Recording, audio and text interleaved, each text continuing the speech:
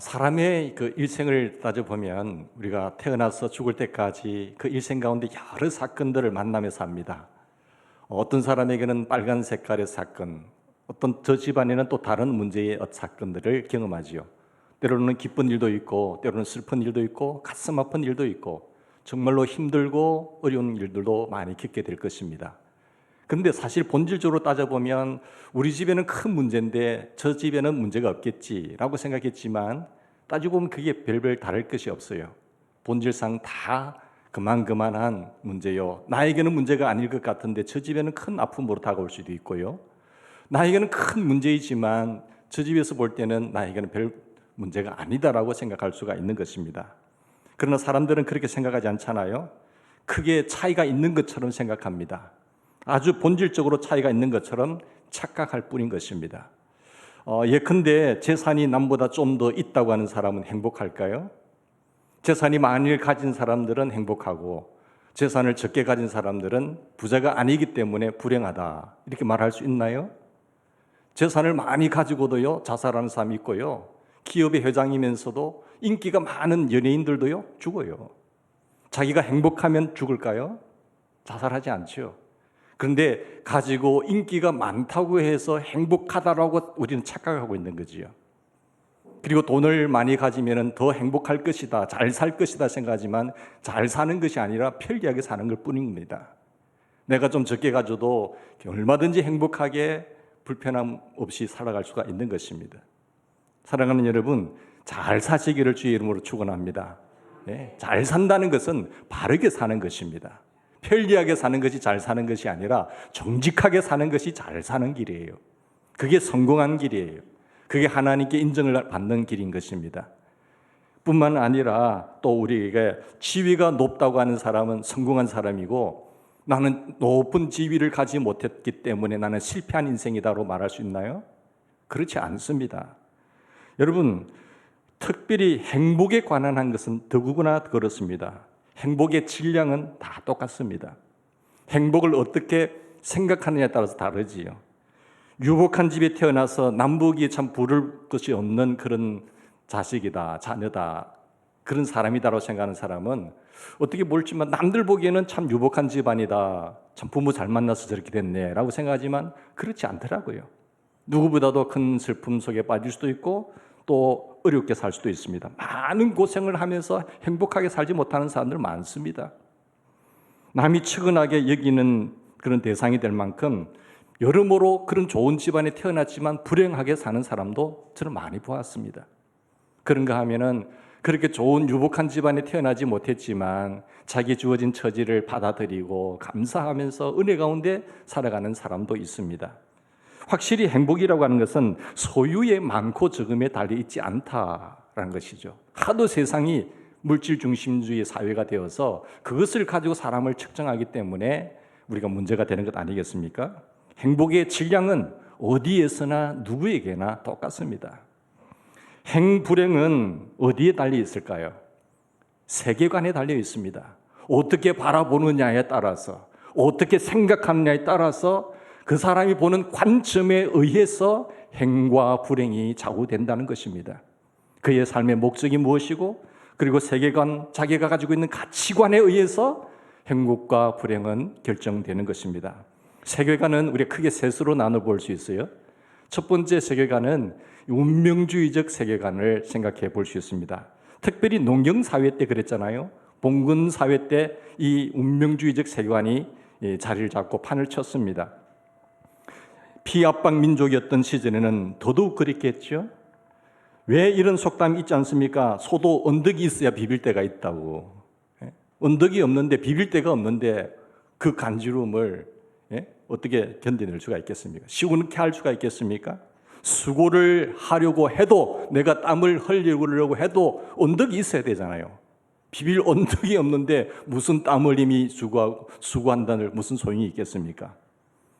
여러분, 흔히들 말을 하지요. 성실히 살아야 된다, 부지런하게 살아야 된다, 열심히 살아야 된다 하지만 그것도 직업이 있고, 내가 어떤 수고해야 땀 흘려야 할 직장이 있다면 모르지만 직업도 없고 직장도 없는데 무슨 수고를 해요? 땀을 흘린들 무슨 소용이 있겠습니까? 우리의 힘으로 할 수 있는 일 엄밀하게 따져보면요, 한정적이더라고요. 내가 할 수 있는 일들보다도 할 수 없는 일이, 크나큰 일들이 훨씬 더 많다는 것입니다. 그래서 어쩔 수 없는 큰 힘 앞에 우리는 어쩔 수 없이 다 무너지는 것입니다. 그렇기 때문에 행여나 잘 되지 않을까 하면서 요행을 바라잖아요. 이렇게 하면 내가 한탕 할 수 있겠지 라면서 요행을 바라고 운명을 따져나가고, 그리고 이렇게 보는 것이 기회를 바라고 요행을 바라고 또한 사행심을 가지고 있는 사람, 마치 화두창 가지고 내가 한탕 잡아야지, 그렇게 삶을 운명적으로 생각하는 사람들에게는 소망이 없습니다. 요행을 따라서 살려고 애를 쓰죠. 여러분, 깡통을 들고 다니면서 하루 종일 구걸하면서 사는 사람들, 거지가 있었는데 이 거지도 나도 한번 인생을 한번 뒤집을 수 있는 기회가 없을까 하면서 하루는 자기가 이 복근 한 장을 샀습니다. 근데 자기도 인생에 좀 변화를 기대하면서 살았지 않겠습니까? 생각했지 않겠습니까? 내게도 좋은 날이 있겠지 하면서 복근을 사고, 이 복근을 사고 많이 기도를 했겠죠. 그래서 근데 사실 이 복근이 당첨되는 그날을 보니까 자기 것이 당첨이 됐어요. 얼마나 좋았겠어요. 근데 이거를 사실은 복근을 가지고 내가 어디에 넣어놓을까 사실 고민을 많이 했거든요. 이걸 내가 주머니에 넣자니 흘러내릴 것 같고, 옷도 날긋날긋하니까 내가 집에다 어디에 놓자니 지금 내 잠잘 구석도 없는데 무슨 집에다 보관할 것인가. 그러면서 생각하기를 깡통에 그걸 복근을 다 붙여놨어요. 그 다 들고 다니고 누가 훔쳐가지도 못하지. 근데 당첨 결과에 그런 게 복근이 당첨됐다는 소식을 듣고 쭝을뜬을 춤을 추면서 야단이 거예요. 근데 강가에 나가서 크게 소리칩니다. 와, 이제 내 인생 바뀌었다. 나 이제 거지 인생에서 이제는 성공한 인생, 복된 인생으로 바뀌었다. 나도 이제 먹을 거 마음껏 먹고 집도 장만하고 할 수 있다. 그러면서 소리를 지르면서 깡통을 뒹굴뒹굴 돌리면서 강에 휙 던져버렸어요. 생각하기에 내 복권 뭐 당첨이고 뭐고 물거품으로 끝난 것이죠. 다 사라진 것입니다. 거지가 그때부터 바닥에 침을 탁 한 번 뱉고는 틀레 다시 구글을 하러 다니는 것이. 그러면서 하는 말이 뭡니까? 거지 팔자 어디 가겠어?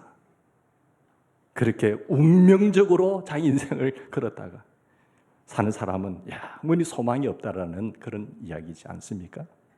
여러분, 그런가 하면은 신학적으로 말하면은 이제 율법주의적으로 생각하는 세계관이 있어요. 율법주의적 세계관은 어떤 관이냐?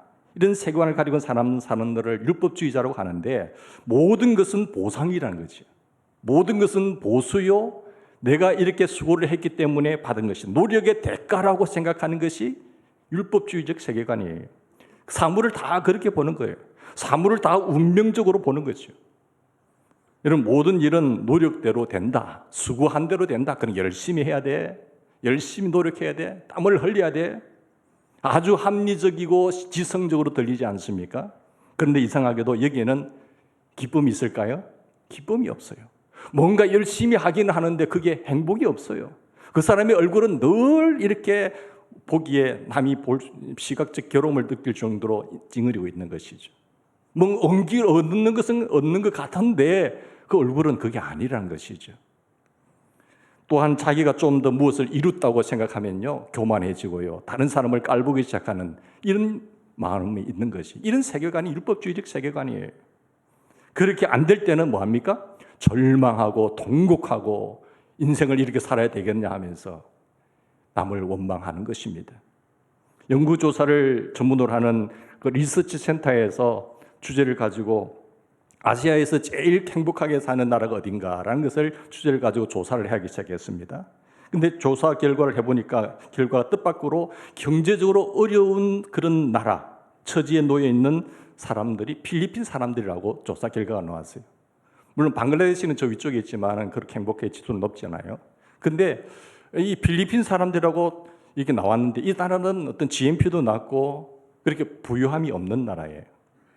그런데 일본을 생각해 보니까 GNP는 높고 가정 살기 좋은 나라이지만 스스로 제일 불행하다고 느끼면서 사는 사람들이 일본인이다라고 이렇게 결과가 나왔던 것입니다.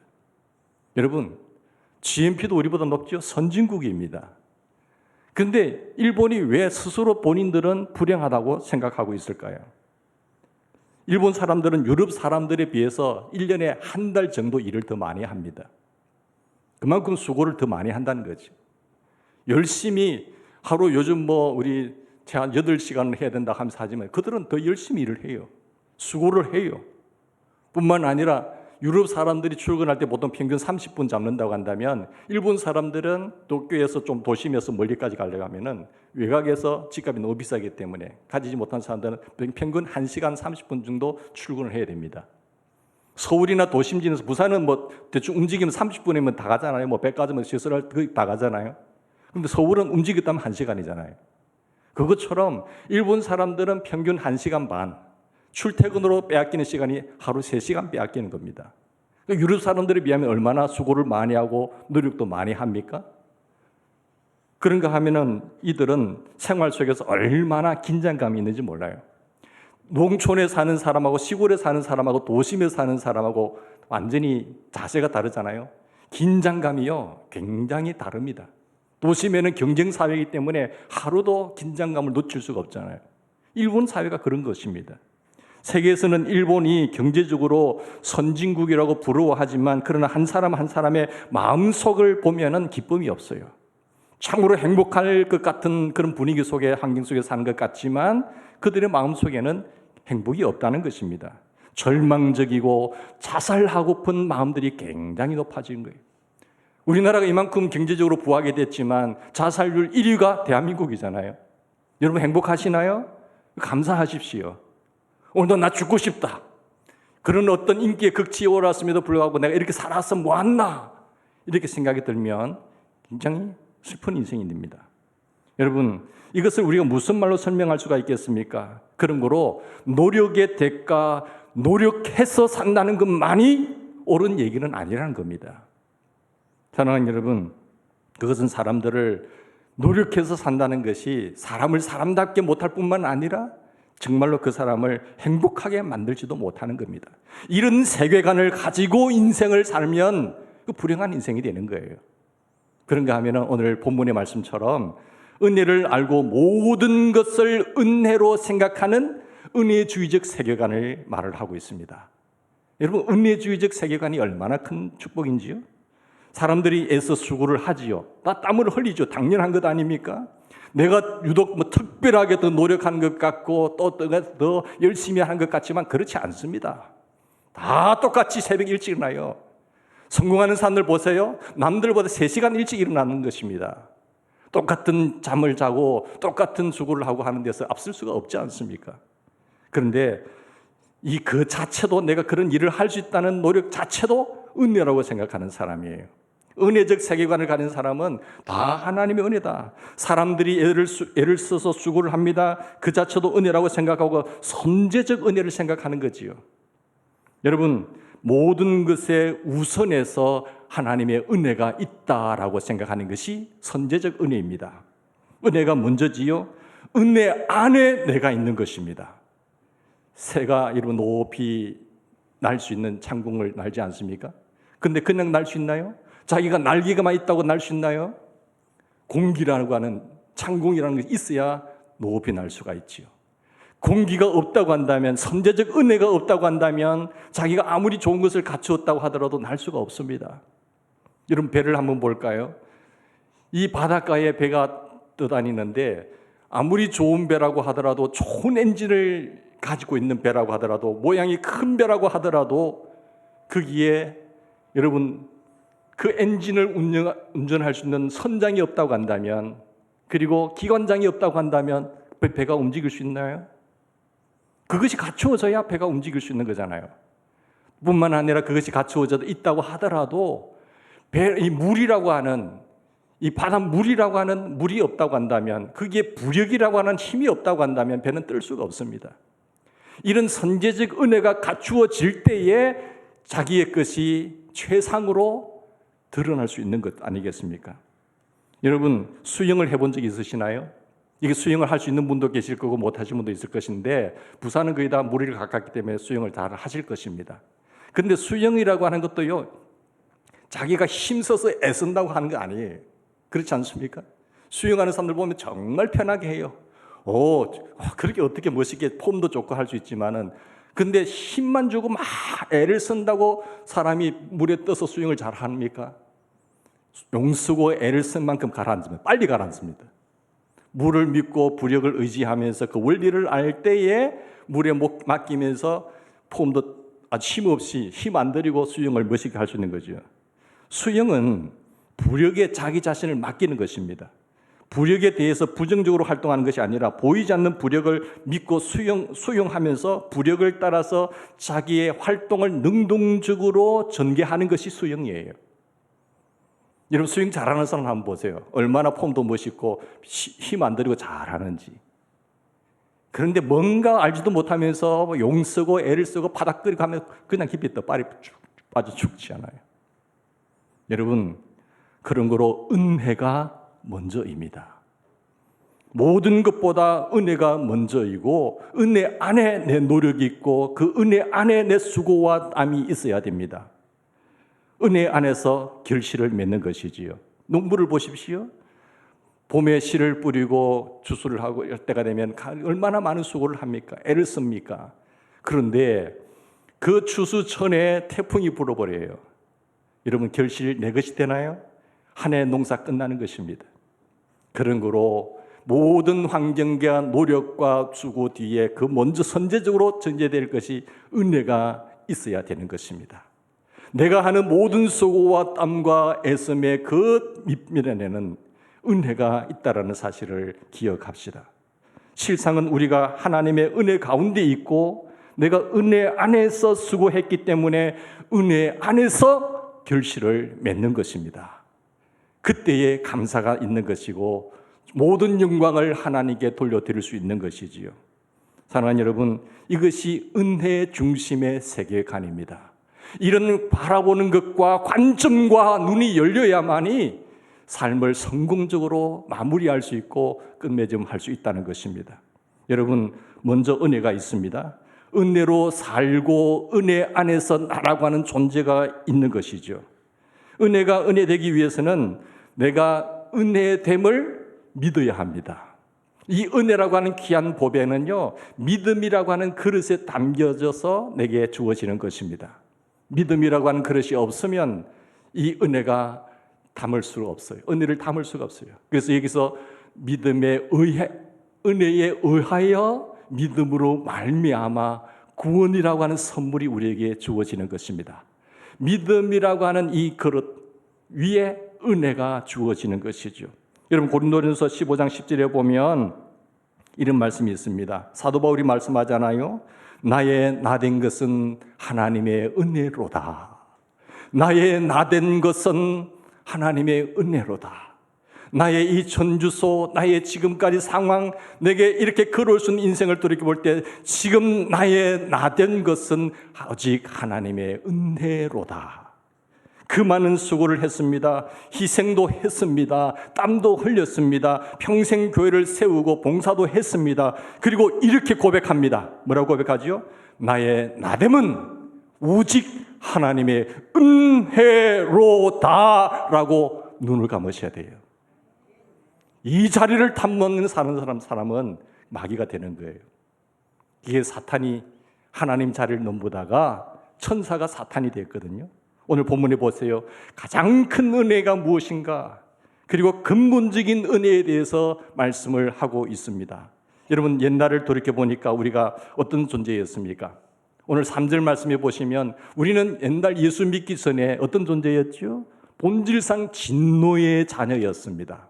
우리도 다 마음에 원하는 것을 따라서 내 육체와 내 마음에 원하는 것을 따라 내가 인생의 주인이어 살았잖아요.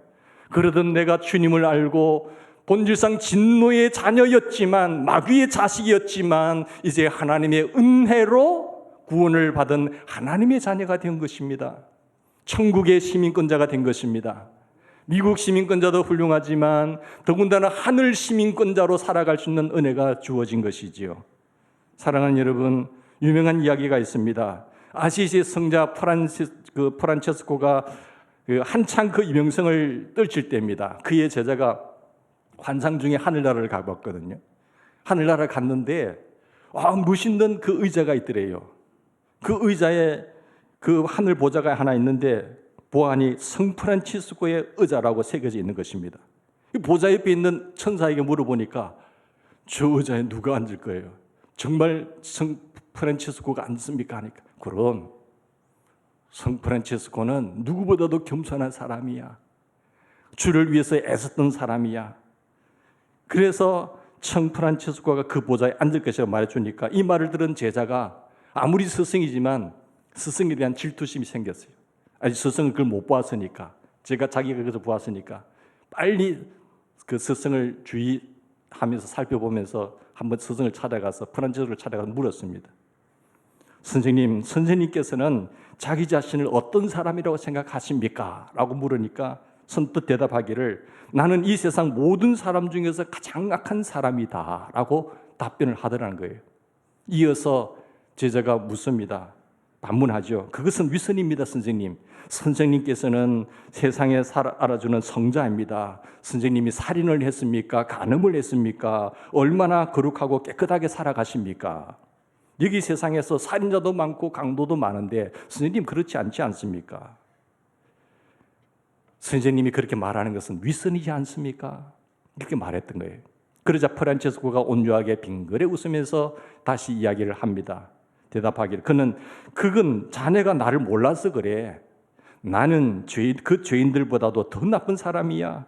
내게 베푸신 하나님의 은혜가 그들에게는 베풀어졌다고 한다면, 내게 베풀어진 은혜가 그들에게도 베풀어졌다고 한다면 그 사람들은 분명히 나보다 훨씬 더 훌륭한 사람이 되었을 거야. 그 말을 듣고 제자가 눈물을 흘린 거죠. 눈물로 회개하면서 프란치스코 앞에 무릎을 꿇었다고 하는 겁니다. 여러분 자신을 어떻게 평가하고 계세요? 나 자신의 가슴에 손을 한번 얹고 나라고 하는 존재가 어떤 존재인가, 어떻게 인생을 살아왔는가 한번 평가를 해보신다고 한다면 어떻게 평가하겠습니까? 은혜는 여기서부터 시작되는 겁니다. 나를 아는 순간부터 거기부터 은혜가 시작되는 거예요. 나의 나됨은 본질상 나는 이런 사람이다. 나는 악한 사람이다. 나는 본질상 진노의 자식이었다. 나는 마귀의 자식이어서 본질상 지옥 갈 수밖에 없는 존재였다는 사실을 아는 순간부터 은혜가 시작되는 거예요. 이걸 모르고 나는 의인이고 나는 잘난 사람이고 나는 수고를 누구보다도 많이 한 사람이고 나 아니면 어떤 사람이 이런 자리에 오를 수 있을까라고 하는 이 교만한 마음을 가지는 순간 그 사람은 자기를 모르는 사람이거든요. 성경은 분명히 말씀하잖아요. 우리도 과거에 본질상 진노의 자녀였다라고 말을 하고 있지 않습니까? 여러분, 나의 나됨은 오직 은혜에 있습니다. 은혜로 알 때에만 은혜가 된다는 사실이에요. 은혜를 알지 못하면 그것은 은혜가 되지 않습니다. 은혜로 깨닫지 못하는 자에게 은혜는 아무런 의미가 없습니다. 그 두 단어, 은혜라고 하는 단어가 아무런 의미도 없고 가치도 없는 것이죠. 여러분, 사랑하는 여러분, 은혜를 알아야 됩니다. 그것은 믿음으로 가능한 거예요. 믿음이 없이는 이 은혜를 알 수가 없습니다. 믿음으로라야 비로소 은혜를 은혜로 수용하게 되고 그 은혜에 감격해서 주의 영광을 위해서 살아갈 수 있다는 것입니다. 믿음으로만 겸손하게 됩니다. 믿음으로만 자기됨을 알게 되는 것입니다. 믿음으로만 은혜로 받아들이게 되고 은혜의 그 크고 깊은 넓은 뜻을 알게 된다는 것이죠. 그래서 은혜를 모르는 사람은 믿음이 없는 사람이라고 결론을 지을 수 있는 것입니다. 사랑하는 여러분, 이미 우리 안에 뭐가 있지요? 은혜가 있습니다. 은혜가 있기 때문에 우리는 하나님의 자녀가 되었지 않습니까? 그러나 우리는 스스로 누리고 있는 이 은혜의 은혜됨을 모르기 때문에 은혜 가운데 있으면서도 불행한 거죠. 아마존 강인 세계 두 번째 큰 강이지만 한 배가 거기가 너무 강이 크기 때문에요. 이게 강인지 바다인지 잘 모를 때가 있어요. 근데 얽힌 이야기가 보면 배가 마실 물을 다 떨어져서 황해 가다가 이제 물을 얻기 위해서 들어갔는데 바다에 상하다가 들어갔는데 어떻게 하면 갈까? 그 강을 찾아 들어갔는데 그게 아마존 강인지도 몰랐어요. 이제 민물이 마실 물이 있겠지 하면서 한참 달리다가 물어보니까 옆에 지나간 배요. 얼마쯤 가야 우리가 마실 물을 구할 수 있습니까? 옆에서 하는 소리가 뭔가 하면 이미 당신은 아마존 강에 들어왔습니다. 우리가 이 은혜 안에 있어도 이 아마존 강이라고 민물에 들어와 있어도 모를 때가 있다니까요. 은혜됨을 모르면 불행하게 되고 낙심하게 되고 또 절망하게 되는 것입니다. 아무리 어떻게 해보려고 해도 도리가 없잖아요. 믿어지지 않는데 어떻게 하시겠어요? 목사님, 믿어지지가 않아요. 그럼 어떻게 어떤 방법을 하요? 많이 배웠다고 믿어지는 것도 아니고 물질을 많이 가졌다 부자라고 해서 믿어집니까? 높은 위치의 자리에 오른다고 해서 잘 믿으시던가요? 그렇지 못한 사람들 많습니다. 도리어 그 자리가 저주의 자리고 불행의 자리가 될 수밖에 없죠. 자기 가진 거 그거 믿고 살다가 자기 영혼이 지옥 가는 줄도 모르고 그냥 간다니까요. 여러분, 우리 안에 믿음이 있다고 하는 사실, 하나님의 은혜가 알아지고 믿어진다는 것 자체가 하나님의 놀라운 축복이요 은혜인 것을 감사하십시다. 어떤 분들은 이런 말을 하더군요. 무슨 상처를 입고 나서 이제는 아무것도 못 믿겠다, 누구도 못 믿겠다, 가족도 못 믿겠고 부모도 못 믿겠고 자식도 못 믿겠다, 나 자신도 못 믿겠다고 한 사람이 있어요. 얼마나 큰 상처를 받았기에. 이런 사람은 믿음을 버린 사람입니다. 참으로 불쌍한 사람입니다. 본문의 말씀 보십시오. 우리에게 자상하게 가르쳐주고 있잖아요. 뭐라고 가르쳐주고 있습니까? 8절 말씀 보세요. 8절 보시면 너희가 그 은혜에 의하여 믿음으로 말미암아 구원을 얻은 것이라. 이것이 너희에게서 난 것이 아니요 하나님의 선물이라, 이 말을 하십니다. 구원의 사건, 이 구원의 역사, 이것은 은혜입니다. 그것이 은혜예요. 우리는 마땅히 은혜라고 하는 것은 받을 자격이 없는 자에게 주어지시는 하나님의 호의가 은혜거든요. 우리는 지옥 백성 마귀의 자식이었어요, 본질상. 그런 우리에게 하나님의 은혜에 의하여 믿음으로 말미암아 구원을 얻었다고 말씀하고 있잖아요. 내가 예수를 믿어서 그 사건이 나에게 관계가 되고 현실화가 되고 그리고 내게 생명이 되는 것, 또한 그것은 믿음으로 받아들이게 되는 것도 은혜죠. 이 믿음으로 받아들임이 없다고 한다면 은혜가 은혜될 수가 없잖아요. 아무리 많이 듣고 아무리 많은 훈련을 한다고 한들 믿음이 생깁니까? 믿음이 안 생기거든요. 믿어지지 않는 데는 도리가 없습니다. 그러나 믿어지는 그 순간부터 하나님의 은혜의 현실성이 나에게 주어지는 것이고 나는 그 안에서 행복을 만끽하며 살아가는 것입니다. 여러분, 은사라고 하는 것은 무엇입니까? 은혜를 가시화시킨 것이 은사거든요. 내게 주어진 하나님의 특별한 은사, 물질, 탤런트, 여러 가지 은사는 가시적이요 구체적인 은혜입니다. 믿음 또한 뭐예요? 은혜예요. 믿어지는 것 자체가 은혜가 아니겠어요? 믿어지는 것, 다른 사람은 똑같지 않는데서도 깨닫지 못해요. 깨달아지는 것 자체가 은혜잖아요. 그리고 감격하는 것 그 자체가 은혜입니다. 이 은혜가 은사를 통해서 가시화된다는 것입니다. 선물이라는 게 원래 거저 주는 거잖아요. 선물 줄 때 뭘 뇌물처럼 이렇게 바람을 가지고 주면 그게 뇌물이 되지만 그 선물을 하는 분들 보면 참 귀한 정성과 그 사랑을 느끼기 때문에 선물이 되는 거잖아요. 예? 그 선물 안에는 그 사람의 마음, 사랑이라고 하는 귀한 정성이 들어있는 겁니다. 그런 마음으로 주기 때문에 복이 되는 것이고 받는 사람 또한 그것을 깨달아야만이 감사로 받을 수가 있는 것입니다. 선물성은 주는 자도 감사하고 기쁜 마음으로 주고 받는 사람도 그 사랑을 알고 감사함으로 받는 것이 선물이거든요. 선물을 받을 때는 겸손하게 받아야 됩니다. 여러분, 선물의 의미를 모르면 그것은 뇌물이 되는 거거든요. 그 선물을 줄 때 잘 주셔야 되는 거예요. 내 이 따뜻한 마음을 저 사람이 알까? 그걸 헤아리면서 헤아릴 줄 아는 사람에게 주어야 되는 거죠. 사랑은 본래 여러분 사랑의 마음이 담긴 그 물질에는 보상을 바라고 하나요? 보수를 바라고 하나요? 그렇지 않지 않습니까? 갚을 수 없는 은혜가 사랑이에요. 하나님이 우리에게 구원을 주신 선물은 하나님의 선물입니다. 이 하나님의 따뜻하고 넓고 깊으신 사랑을 알 때에 우리는 그 은혜에 보답을 할 수가 있는 것이에요. 거기에 행복이 있는 것이고 거기에 주를 위해서 살고 싶은 내 인생을 드리고 싶은 마음이 생겨나는 것입니다. 이 하나님의 주신 그 따뜻한 사랑의 은혜의 선물을 받고도 깨닫지 못하는 사람들이 봉사하는 거 보셨나요? 사명 감당하는 거 보셨나요? 그렇지 않잖아요. 누구보다도 주를 위해서, 교회를 세우기 위해서 애쓰는 분들 보면 하나님의 그 놀라운 사랑이 너무나 커서 나는 전혀 그런 은혜를 받을 자격이 없음에도 불구하고 나를 믿고 맡기신 하나님의 특별한 은혜에 감격해서 직분을 감당하는 거예요. 그렇지 못한다고 한다면 마지막 하나님 앞에 섰을 때에 악하고 게으른 종이다, 나는 저를 알지 못하노라고 말하실 겁니다. 그래서 직분의 소중함보다도 중요한 것은 은혜를 아는 것이 가장 큰 지혜로운 사람이요 복 있는 사람이라고 말할 수 있습니다. 그래서 문제는 은혜를 보상으로 알고 은혜를 갚을 수 있다고 생각하는 것에 있지 않습니까? 빌린 돈은 갚을 수 있어요. 그러나 하나님의 사랑은 무엇으로 갚을 수가 없는 거예요.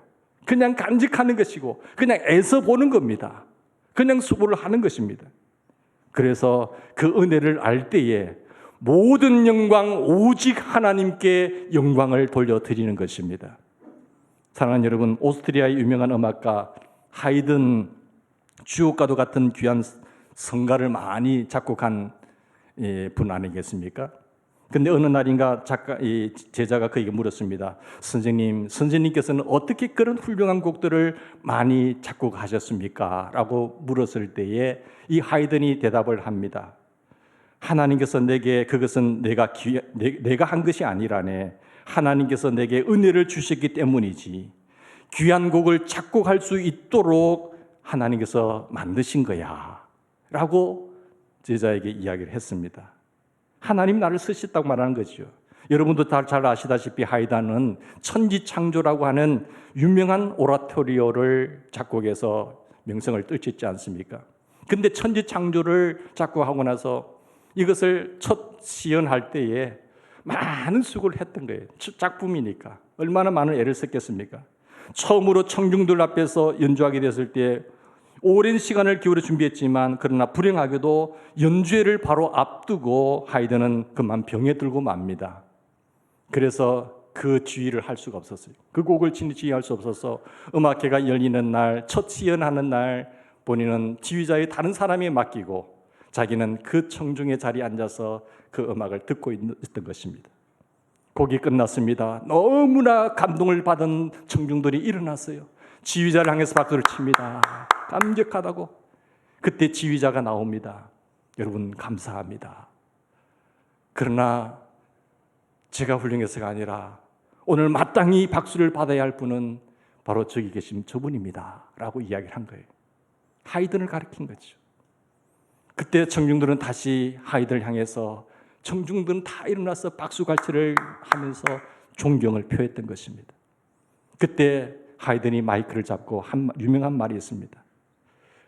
공손하게 말하죠. 아닙니다, 여러분. 이것은 내가 한 것이 아닙니다. 하나님께서 내가 이 곡을 작곡할 수 있도록 은혜를 주신 것뿐입니다. 우리 모두 그분께 영광을 돌립시다. 라고 하나님을 향해서 박수를 칩니다. 청중들이 거기에 더 감격을 받은 거예요. 감격하면서 눈물을 다 흘렸던 것입니다. 모든 시선을 다시 하나님께로 돌려드릴 수 있는 이 방향성, 이것이 은혜를 아는 사람이죠. 여러분, 변변치 않는 일을 가지고도요 스스로 자기 공로로 돌리는 사람들이 있잖아요. 칭찬을 받으면서 이것이 자기 것인 양 착각하는 사람도 있어요. 그것이 문제인 거예요. 훌륭한 일도 아닌데도 내가 이런 일을 했다라고 모든 공로를 자기에게로 돌리려고 하는 거예요. 혼자 독차지하려고 하는 그런 마음들이, 교만한 마음들이 우리에게 누구든지 있을 수가 있습니다. 많은 존경을 받으면서도 짐짓 침묵하는 것이 문제잖아요. 그 존경의 자리에 있을 때에 내가 아닙니다라고 할 수 있어야 되잖아요. 영광은 오직 하나님께만 돌려야 됩니다. 그때에 비로소 은혜될 수 있다는 사실을 우리가 꼭 기억하시기를 바랍니다. 생각해 보세요. 어디까지가 하나님의 은혜입니까? 어디까지가 하나님의 은혜고 어디까지가 내 노력입니까?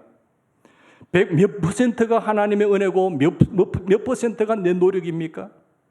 건방진 사람들은요, 뭐라 하는 줄 아세요? 90%가 내 노력이고 1%만 하나님의 은혜라고 말을 합니다. 이런 건방진 사람이 어디 있어요? 물론 다 우리가 수고하고 땀을 흘리지요. 사랑하는 여러분, 착각하지 마십시다. 아무리 생각해도 100%가 하나님의 은혜요, 하나님이 하신 것이요, 그 놀라운 사역에 우리가 쓰임받은 것뿐이죠. 내가 수고한 것도 하나님의 은혜고, 내가 그 일을 감당할 수 있었던 것도 하나님의 은혜고, 내가 믿은 그것도 하나님의 은혜고, 내가 주신 그 감격도 깨달은 것도 하나님의 은혜예요. 이 은혜를 망각하면 그 교만한 마음은 하나님이 그냥 두지 않는다는 사실을 기억하십시오. 그래서 교만은 패망의 선봉이요, 하나님은 그런 자를 대적한다고 말을 하고 있는 것입니다. 교만한 자를 하나님은 대적하시는 것이에요. 그래서 우리가 이 은혜의 은혜됨을 알 때에 비로소 은혜가 될 수 있고 또 새로운 윤리가 전개될 수 있는 것입니다. 우리는 은혜로 살기를 바랍니다. 은혜로 살고 은혜를 증거하고 은혜의 증인이 되고 또 은혜로 사람을 만나는 새 윤리적인 전개가 우리에게 펼쳐지기를 소망합니다. 오직 은혜, 오직 선물, 이것이 바로 그리스도인의 생각이요, 이런 가치관과 이런 세계관으로 살아갈 때에 진정 우리는 복된 사람이 될 줄로 믿습니다. 함께 기도하십시오.